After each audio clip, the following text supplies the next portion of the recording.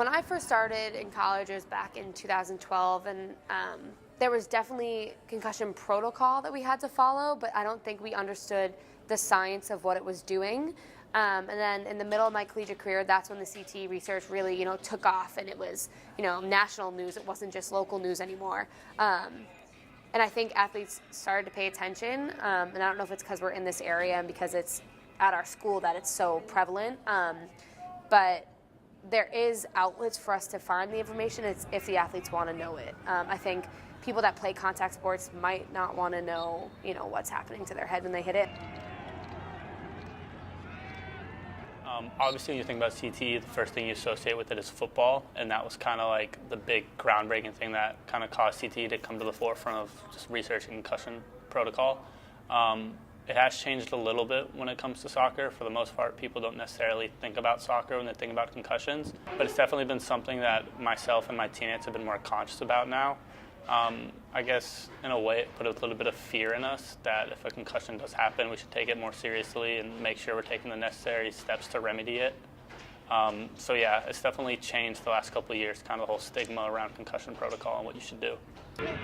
Here at Boston University, the athletes follow a specific protocol whenever there is suspicion of a concussion. So once you go head-to-head and you do make contact, you come off the field instantly, and then they do a concussion test on the spot with your trainer who's certified in concussion testing. And then if you do have symptoms, you're out.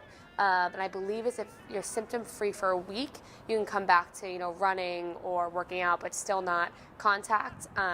So they take it very seriously, and I think that's great because a lot of times, the athlete themselves doesn't want to admit that they hit their head or doesn't want to sit out of a game, but they don't realize that the worst kind of concussion is if you get one and then have contact immediately after. But before they knew the seriousness of concussion safety, both Shekali and Blauner were some of those athletes who didn't want to stop and kept playing through their head injuries. It happened during a practice. To be honest, I was a freshman, and I was just so keen on getting into the squad and proving myself that when it initially happened, I didn't say anything about it and I kept playing. But later that night, I had a pounding head, I couldn't sleep, it was miserable, and I was freaking out because it had never happened to me before. So the next morning, first thing I did was go to the trainers and talk to them about it, and then they told me that I probably had a minor concussion after we went to the protocol because I was pretty symptomatic. So it was definitely kind of scary, even it being a minor concussion, because I didn't really know what was happening, so I never felt that way before. So it kind of opened my eyes a little bit and kind of made me more aware of what I should look out for when getting into hits and stuff like that. I don't know if all athletes would feel this way, but I was definitely one that, thought I was fine the next day. I was arguing with my coaches about it. I was arguing with my parents, let me back in. I'm fine. I don't have a headache. I'm good. Because soccer was everything. And I know a lot of athletes feel like that. You're letting your team down if you don't go back in. You're letting your fans down if you don't go back in. But realistically, they just want you to be safe, and your parents want you to be safe, and your coaches. So I was stubborn, and I thought I was fine, but I'm very, very happy my coaches and my parents kept me out. So every single day, I would go in, and they would test my symptoms to see how I was feeling. And then once I was completely asymptomatic, there was still kind of a refractory period, so they were very, very careful about it to make sure that I was 100% okay before even letting me get back into practice. But also our training staff here at BU obviously follows what our school has been researching. So basically what you do is if you hit your head or anything happens that could have caused a concussion, you come off the field. The next step is getting evaluated by one of our certified trainers, and then depending on your symptoms, they decide, when's a proper time to come back. Our coaches just try to teach proper technique. I think that can save a lot of people from getting concussion, is just knowing the right way to go up for a header. In hockey, the right way to hit. Just using the proper techniques. It's kind of one of those things that because the coaches and trainers are so aware of everything that goes around on the field and in practice, that they'll basically step in the second they have an inclination that it happened. But if we were in the locker room or halftime of a game or something like that, and you could tell somebody was out of it or just disoriented for whatever reason, or was hey, my head really hurts, it's one of those things where we'd be hey, go talk to the trainers, it's not worth it, essentially. Unfortunately, similar to the correlation between CTE and certain positions in football, where you play on the soccer field also relates to how many headers a player will take and a higher risk of possible concussions. The positions I played in college were ones that had a lot of header balls that were coming my way, and I think that because I was more aware of what CTE was and what head injuries were causing, I definitely was more safe going up for them.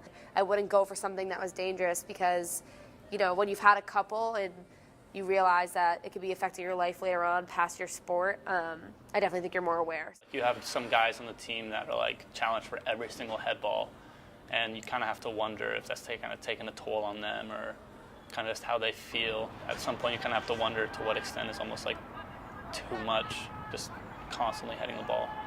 But what will get soccer players to stop going up for headers, or will stop football players from making helmet-to-helmet hits and get these athletes to realize concussions and CTE are serious? I think changing athletes' views of what a concussion is and what it can cause will make it a more acceptable reason to be sitting out. People think that, you know, since there's no physical injury, since they're not on crutches, since you're not, you know, in a cast, that, you know, you're being a baby or you're not really hurt, but it's the most dangerous injury to have. So I think changing that stigma about concussions is huge, and it's what's going to change sports.